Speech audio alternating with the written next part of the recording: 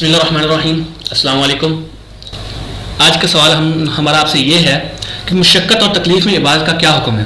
مثال کے طور پر لاک ڈاؤن کے حالات چل رہے ہیں جس طرح، اور پولیس وغیرہ جو ہے وہ سڑکوں پہ اس طرح کھڑی ہوتی ہے. جب ہم نماز کے لیے جاتے ہیں، مثال کے طور پر مغرب میں جاتے ہیں، تو ٹائم بہت کم ہوتا ہے، اور راستے میں اگر پولیس ہمیں روکتی ہے جس کی وجہ سے ہمارے اکثر جو ہے نا وہ رکعات وغیرہ بھی ضائع ہو جاتی ہے، تو کیا اس حالات میں ہمارے لیے عبادت کا کیا حکم ہے؟ اور ویسے بھی ایک عام سوال ہے کہ یہ رمضان بھی آ رہا ہے، تو اس میں بھی مشقت وغیرہ اور تکلیف وغیرہ میں یہ جو عبادت ہے، تو اس کا ہمارے لیے قرآن حدیث سے کیا حکم ہے؟ اس پہ ذرا روشنی ڈالیں. بسم اللہ الرحمن الرحیم. جہاں تک مشقت میں عبادت کرنے کا سوال ہے، تو مشقت میں عبادت، دیکھیں عبادت اس حالت میں ہوتی ہے جب آپ بالکل نارمل کنڈیشن میں ہیں، آپ بالکل صحیح حالت میں ہیں.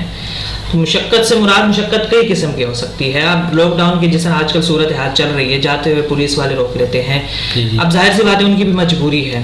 اس کے علاوہ بھی مشقت یا تکلیف یہ بھی ہو سکتی ہے کہ آپ مسجد میں گئے، مسجد میں سہولت نہیں ہے، یا مسجد میں پانی نہیں ہے، یا مسجد میں لائٹ نہیں ہے، اب گرمی میں نماز پڑھنے کے لیے بندہ کھڑا ہوا ہے، اب اس کو پسینے چھوٹنے شروع ہو گئے. اب ظاہر سی بات ہے وہ عبادت کر رہا ہے، تو عبادت بندہ سکون میں کرے.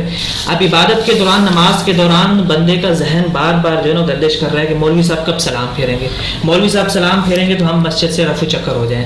یہ مطلب کہ ہماری ایک عام سے ایک سوچ ہے.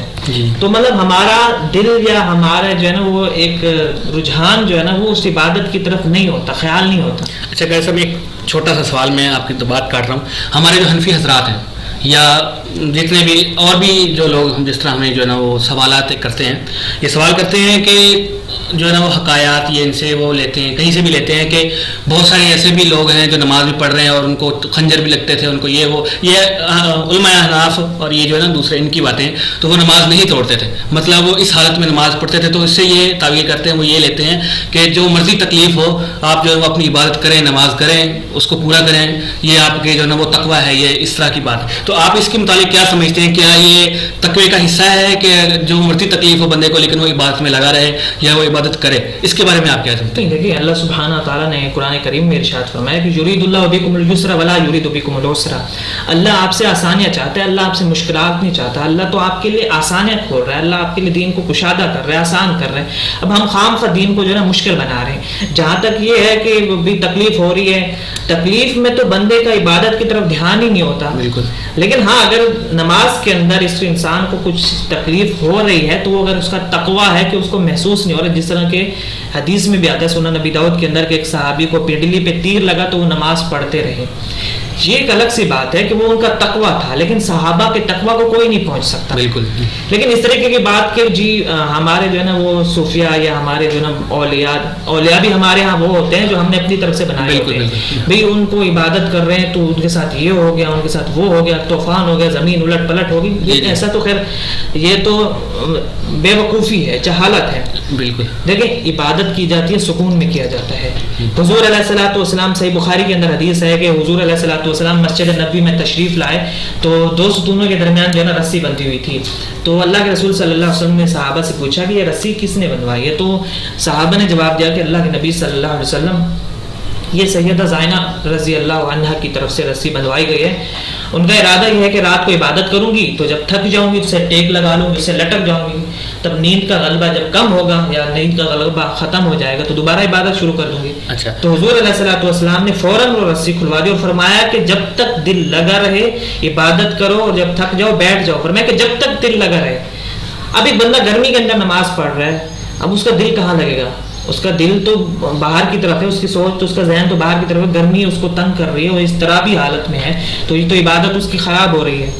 اچھا کہ سر ایک اور بھی بات یہ کہی جاتی ہے کہ نبی کی وسلم اتنی لمبی لمبی جو ہے نا وہ کرت کرتے ہیں، جو قیام میں اتنا زیادہ کھڑے ہوتے ہیں کہ ان کے پاؤں سوج جاتے ہیں یا ان کے جو ہے پاؤں میں مطلب سوجن آ جاتی. تو اس کے بارے میں کیا ہے کہ آپ وسلم جو ہے وہ یہ بات کر رہے ہیں، تو کیا ہم یہاں سے بھی یہ علماء جو احناف بات کرتے ہیں تو اس کی تائید ہو رہی ہے؟ تو جب بھی ہم کہتے ہیں کہ یہ نہیں کرنا چاہیے اس طرح، مطلب اگر آپ کو تکلیف ہو رہی تو کیا نبی کی وسلم جو ہے وہ بھی مطلب یہ جو حالت ہے مطلب زیادہ دیر قیام کرنا یہ جائز ہے اس طرح؟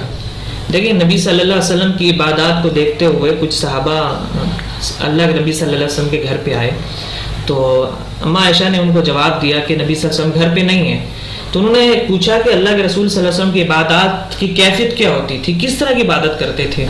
تو اما عائشہ نے ان کو نبی صلی اللہ علیہ وسلم کی عبادت کی کیفیت بتا دی کہ کتنی لمبی رکعات پڑھتے تھے یا کس طریقے کی عبادت کرتے. اب ظاہر سی بات ہے گھر کے حالات جتنے آپ صلی اللہ علیہ وسلم کی اہلیہ جانتی تھی کوئی نہیں جانتا تھا.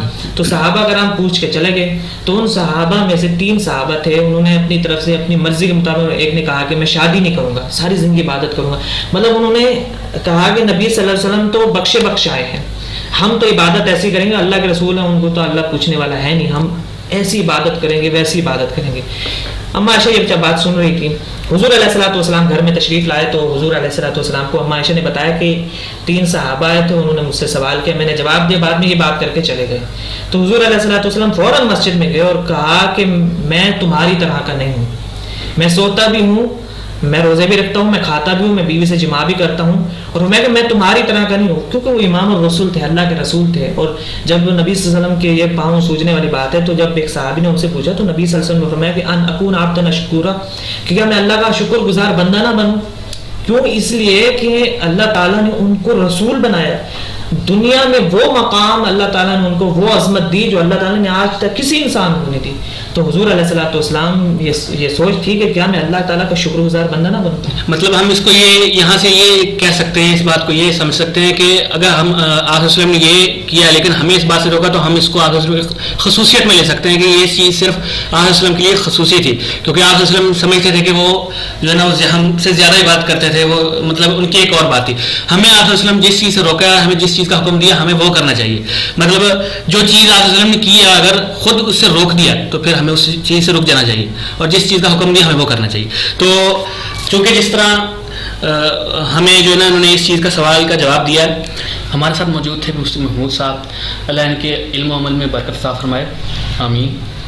اللہ ہمیں صحیح معنوں میں قرآن و سنت کو سمجھنے اور اس پر عمل کرنے کی توفیق عطا فرمائے.